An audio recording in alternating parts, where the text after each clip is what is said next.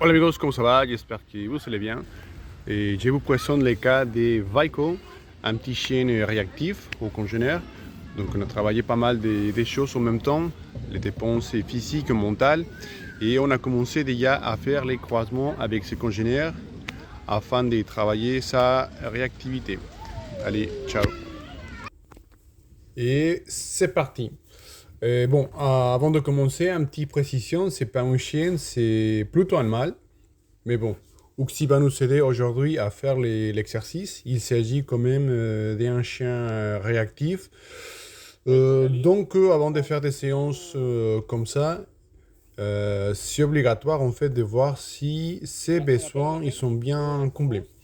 Malheureusement, c'était pas le cas. On a fait pas mal des exercices des dépenses mentales et des dépenses physiques.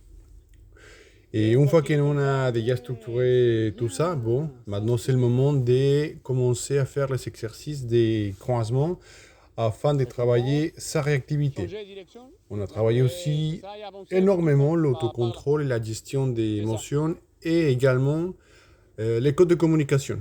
Ici, qu'est-ce qu'on fait? On essaye de travailler avec une certaine distance qui va nous permettre en fait de positiviser la présence d'un congénère. Et en même temps, on va en fait travailler deux aspects différents. Comme on a parlé tout à l'heure, on essaie de positiviser ou contre-conditionner la présence d'un congénère. Et en même temps, on va lui demander de faire quelque chose à compatible à sa réaction. C'est-à-dire, on va lui demander par exemple la marche au pied.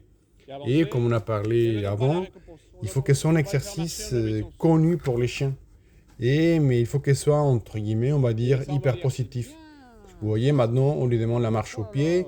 C'est un exercice qu'il adore parce qu'à chaque fois, on le récompense. Et comme ça, on essaie d'échanger les focus sur les congénères en face. Alors, donc pour l'instant, on essaie de l'habituer à la présence d'un chien. Et une fois qu'il va comprendre l'exercice, ensuite, on va essayer de faire ça dans la réalité, au parc, dans la rue, etc. Mais on va utiliser justement les mêmes techniques, soit l'obéissance, ou soit simplement les codes de communication. Voilà, c'est tout pour aujourd'hui. Donc, encore une fois, si vous voulez apprendre ma méthodologie de A à Z, n'hésitez pas à aller voir mon site internet. Allez, ciao!